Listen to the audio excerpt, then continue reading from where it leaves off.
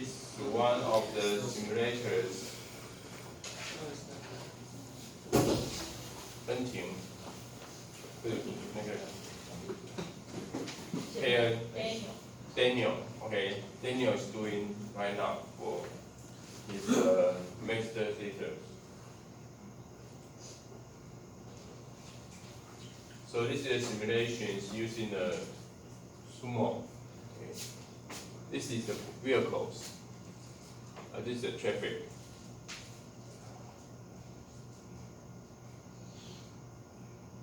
So that's cars. So you can see that. So that's simulation the traffic traffic signs on the cross. Okay. So this is the light, the red light and the green lights and some yellows. And the different different routes, okay? Different design of the okay, and let me tell you some information after simulation. And then also, not only that, you can do a very fancy one.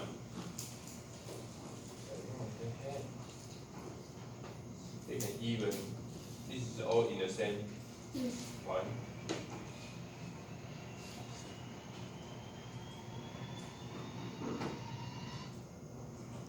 So that's the way they are typing the simulation. Let me see the results. So in here, right here.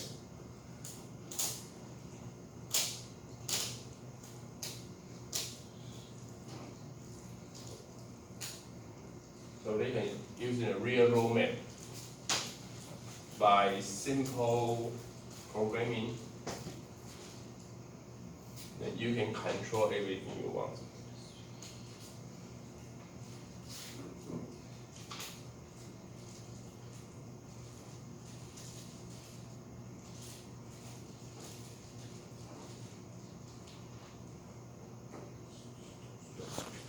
Allow me to push it a little bit earlier, faster. Okay, so that's the way they are traffic. They can change the parameters in this way, and they have a lot. So you can see a lot of vehicles around here and how they work. They can even design for this kind of situation. So I don't know how many of you have a chance to play the simulation game that is SimCity, a very old one, but it's very famous one.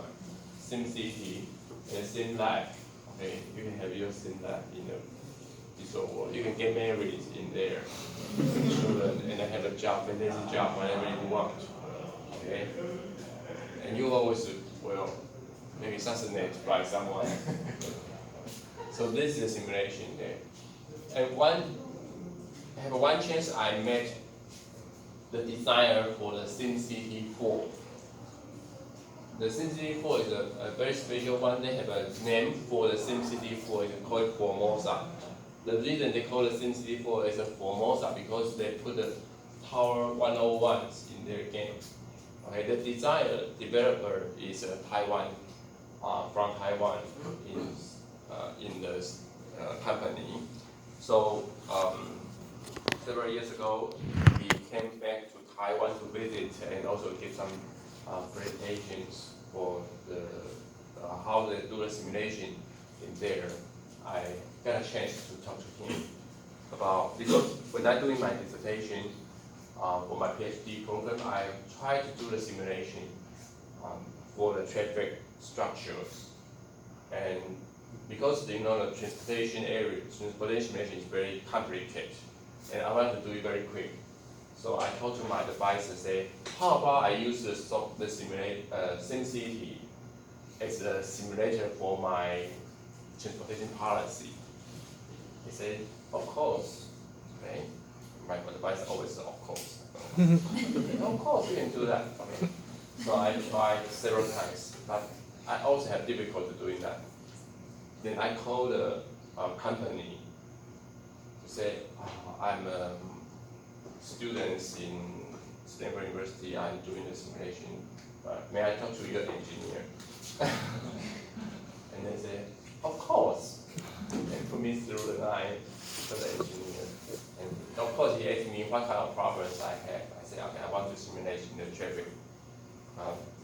But I don't like the electricity systems and the water supply systems in my map because that will be complicate my process. Because I want to know the design of the traffic and the traffic controlling policy, how the area development, okay, where the people will be attract more people in the area or not. But at the same time, because the SimCity software, they have the electricity supply and the water supply systems. So some of the region will be affected by some of the factors will some of the population increase in other industrial development will affect by the electricity and the water supply system. So I want to get rid of that one as possible. And he said, no. Okay, because again. But at the same time, I also asked him a question. I said, I want to know what's the hypothesis, the issue. What's the equations you are using to describe the customer's behavior? For example, if I put a row there, how you, in your simulator, how you design, if I put a row there, how to attract more people, more population in there? What's the linear equations form like in your simulator? He said, we are using the linear programming, linear function only. I said, wait a minute. When I saw the simulation results, it looks so complicated. And it's really like a society behavior there. So we want to have a human factors into the simulation. How come the linear programming, the linear function equations can act like a nonlinear results? Is it simple? Because we have many linear equations, and the equations influence each other. And also, we have a human factors in there because the player will change several things there. So it looks like a real society behavior. So that gives me a very good concept about that. That's true because every people, even we are talking about, we are very non-linear person, right? We have many preferences and we are not that reasonable. But you can think about yourself. Actually, we are quite linear process, okay? Just because we have different vectors into these systems that make fun. So back to the one, when I met the designer in Taiwan, I asked him the question, same question to verify. I said, well, I have been calling your company, and the engineer told me this. I don't know if they don't want to answer the question or not, just want to give me some answers, and then he goes, okay? And I tell him that your program is really use the linear equations to describe the behavior, the causal result behavior or not. I said, yes, that's true. So don't worry about that. This is with 3D, okay? It's quite fancy, you can do that. Of course, they will take a lot of time. But once you are master of the software, okay, maybe it'll take you 1 year or maybe 6 months. My next model maybe take you 3 months. And next model only 2 months or always 2 months. Okay, then you are that's why you call your system expert. That's why people will pay you money. Okay, not because you can do it, but because you can do it effectively. You can do it very quickly and correctly. Everybody can do it, depends on how much time they can spend, right? But they pay for those people who can do it in 2 months and doing it correctly. Okay. It's very fancy, right? So if you can do this one, you can graduate.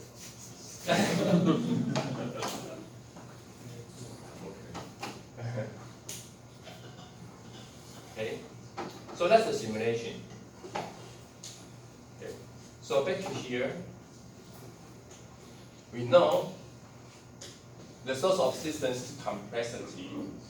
Okay, it's because they have an interdependency to each other, and so elements in the system are dependent on each other. Okay, of course not all of them, but some of the other vectors interdependency and the variability. So one fall down, the other will fall down. Okay, and sometimes they will have uncertainty there, and that's why they make the system so complicated. And for the dependency, for example, like, well, something cannot do before the other thing is complete. Okay, the process cannot, operations 20 cannot do it until the operation 10, okay, or the other operations is complete. Or new parts cannot be machined until the machine itself, the production line is set up. Okay, so we have a set up cost that become complicated issue. And also, for example, like the part flow dependency, okay, one part cannot move forward until the other one is moved up, just like the transportation simulation, okay, on the traffic control. The traffic sign there, and you have several cars ahead, so you have to wait until they move on. And this is the same. And sometimes the part availability depends. Okay, the assembly operation request all the parts are available. So you need all the materials is ready, then you can start to manufacture. Okay, so you have to wait until the last piece is arrived. So that's all the issues depend. Or like the resources availability dependency. Okay, and operation maybe requires the resources to be available. Okay, you need the money, you need the people, you need a office space, such that you can start to work, something like that. So another one, a famous one, we call it system dynamics. Okay, it's a very old concept. The concept of this theory is talking about the system's dynamics, and also they're dependent on other parts. Okay? So the professor's Fourier, he mentioned this one. Okay, it's the MIT professor. So he developed this kind of school of the system dynamics, and follow after the one, lots of scholars doing the one. The typical models do that this way. They are using the systems to describe how parts, how elements depend on the others. And in the system dynamics, they have only two major components. One is flow, one is stock. Okay, so for all the systems, we can describe elements into two things. One is flow, one is stock. So for the next slide, let me make it simple. This is water. So they will say, okay, this is tank. Okay. So you can imagine this is the efforts there. This is the profit for the company, or the revenue for the company, and they have something big out. Okay. So how to make sure you are rich? You have more incomes, less outcome, less flow out. Okay. More flow in, less flow out. Then your wealthy will be increasing a lot, right? So they are using about this is stock. Okay. This is the flow. So they're using the one to describe the systems, how the dependency of one. So that's another school of theory. And when you are trying to do the system dynamic studies, you want to do the use the system dynamics as your tool to present or to analyze the problems, you have to use the simulation for that. And they develop a lot of different simulators to using the system dynamics theory. It's quite popular, and the software is free. Some of the software is free, and they have a system for that. It's vSim, okay? So you can just draw the block. Actually, they have some icons there, so you can just use the one to draw it there. I can show you. It's quite easy to do the simulation.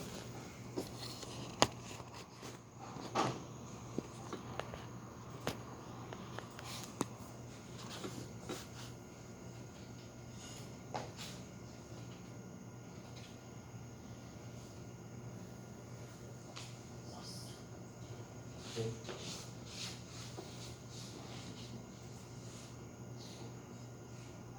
So the next one.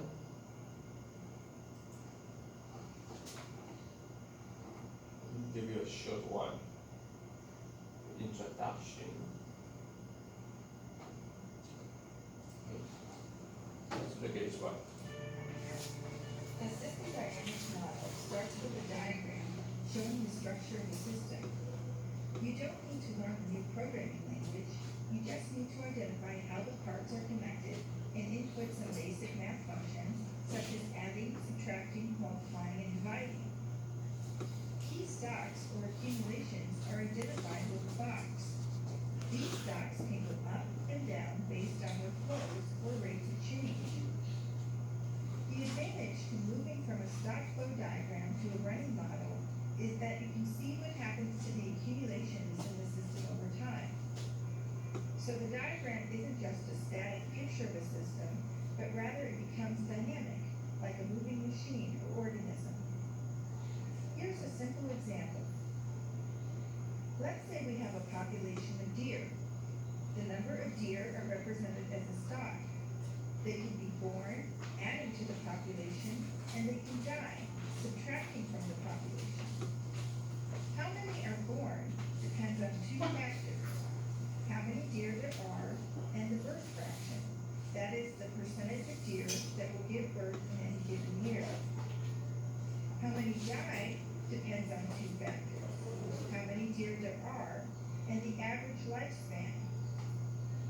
To keep it simple, let's say that we'll have 100 deer to start, and that the birth fraction will be about 20% of the total deer, 0.2. That takes into account that about half of the population will be female, and some of those females will be too young or too old to give birth. To figure out the number of births in any given year, we multiply the number of deer by the birth fraction.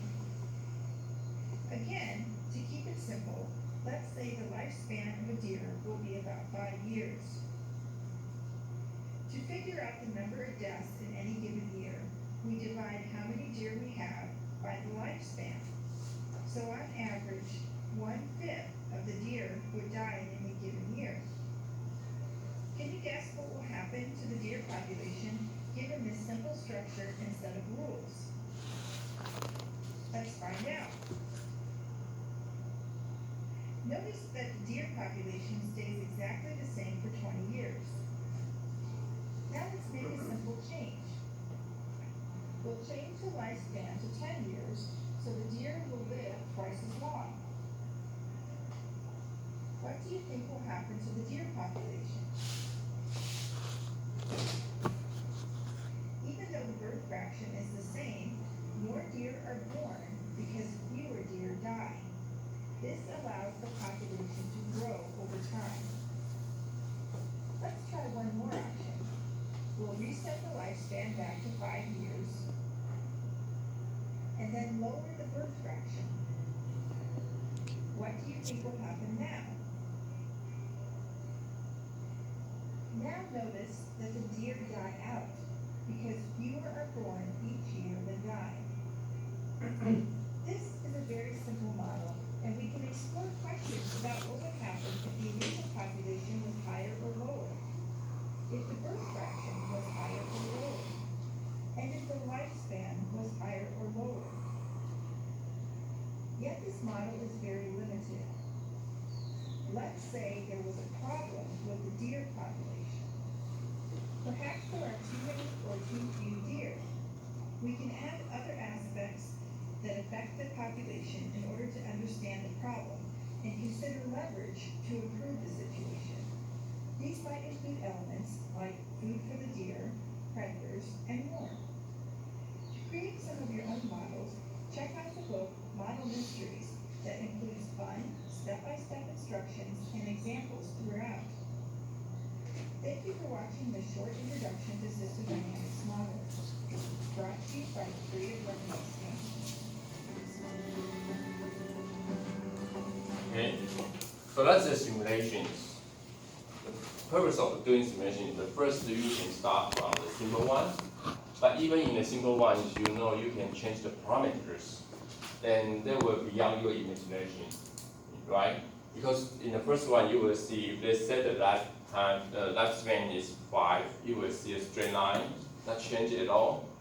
Okay, but once the it changed the lifespan to the 10, they are increasing a lot. Okay, if the birth rate is decreasing, they will be. So we are talking about the aging society issues. You can imagine that. Well, we can pray that while Taiwan is facing the aging society issues currently, I will always say that aging society is not a problem, it's a result. Okay, because all the people want to live longer. So the problem is not to the who want to live longer, it's that we have a less young generation. That's the problem. It's not because they are living longer, but because we don't have a young generation. That's the problem. So problem is over there, but we now are focused, misfocused on that. We will say, oh, okay, you live too long. Okay, it causes a lot of problem.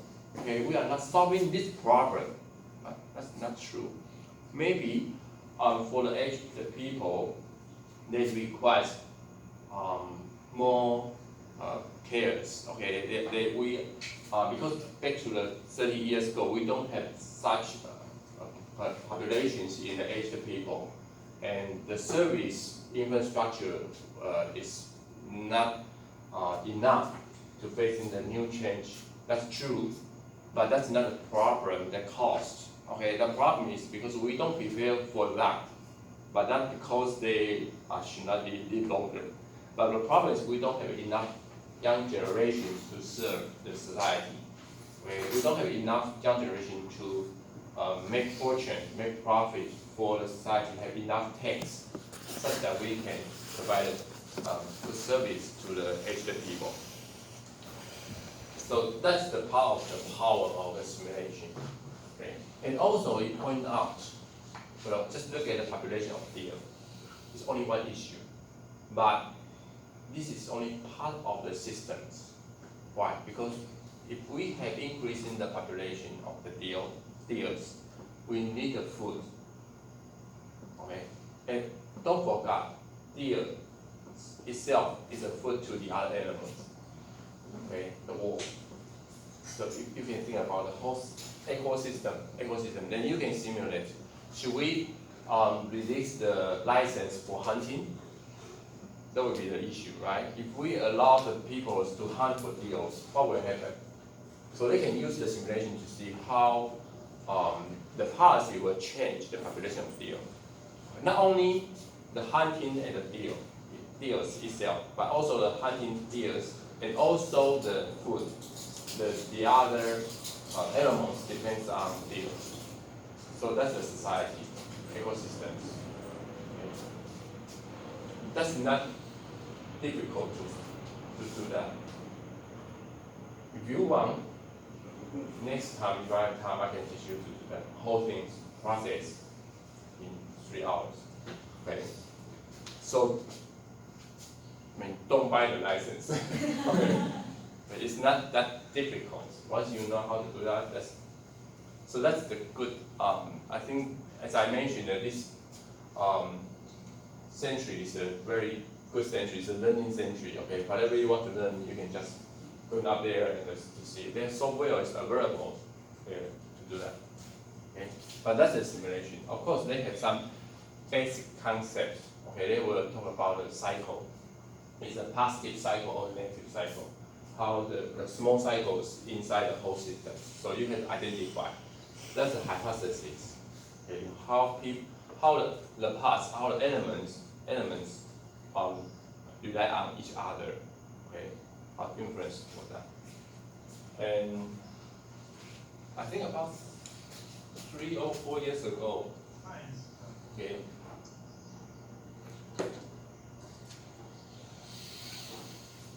I just stop here. About a group of my students, their master thesis and master dissertation are all using the system dynamics. Okay. The reason is because I teach the courses called system dynamics. So I said, okay, if we want to do this one, all students doing the same tool, but different applications. Some using the bank, some using in the their automobile industrial. Okay. Some using the healthcare, the hospital simulation during that time. So that's difficult, but it's interesting too. So that's a simulation. Just letting you know. This is the one, and here. So simulation is been long being used in the operations management logistics because we want to know what's going on, what our policy influence the systems. Okay? But instead of just doing in the real field, but we are doing the simulation to see. Okay, because every actions will cost a lot of. If you are doing in the real field, they will maybe damage a lot of unrecoverable issues. Okay, so that's the way we want to do that. Okay, and using simulation to study problems involving the supply chain disruptions is a unique problem of challenge. Okay, we want to do that for that. And there are several issues. Before we do that, I think we should talking about. Sorry, this is from textbook, so I will just jump a little bit to this one first, and I will come back here. Sorry. Then there's several talking about the supply chain risks. So we're doing simulation. We want to manage the risk. We are using the simulation to understand the risk of the supply chain. There are several different supply chain risk studies. The first group is they talk about the supply chain risk assessment tools. So on this book you will see this one. Okay, and also to a group of people they study on the supply chain.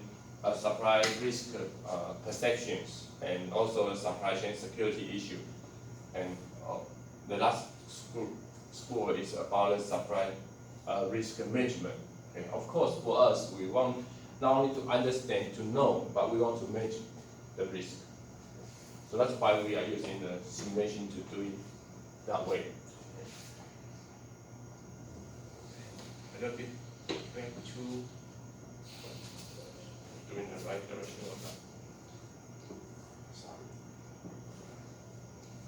So back here, we want to understand, sorry, I went over a little bit. Okay. What is the supply chain disruption? It's a situation, a physical problem with several issues that we always happen in the supply chain, like product deliveries. Okay, that's a major category of the risk. And also several issues about the inventory. So they are first start from the inventory. The Professor Lee from Stanford University, he started a big laboratory to talk about how to manage the supply chain risk. Right? And he made a lot of money You can, if you visit there, his homepage, you will see he has so many collaborations. Big companies join his group, and every of them, as I remember, is a 50,000 membership, $50,000 for the membership to get into his group. Okay, but that's cheap because you look at this like HP, the Dell company, such a company today, and one of his major issues, he always presents one problem with one slide. One problem in one slide. So I remember several years ago he had come to Taiwan, give a talk in Taipei's hotel, Regent Hotel, and the presentation is a ticket sale. Where you have to buy a ticket into his presentation. That's quite cheap at the time. It's just $3,080 only, and there's only 5 slides or 10 slides. I remember it's very short slides, and every slide is just present. Oh, this is the slides. Okay, let me tell a story about this slide. This is the work of one of my PhD students' work.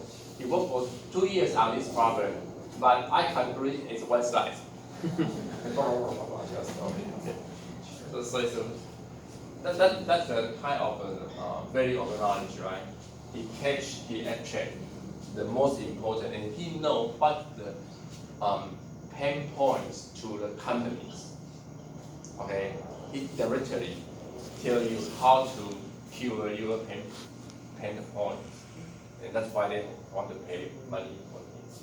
Okay, but it's very difficult to imagine that his presentation is more in a qualitative oriented, but he himself is a quantitative person.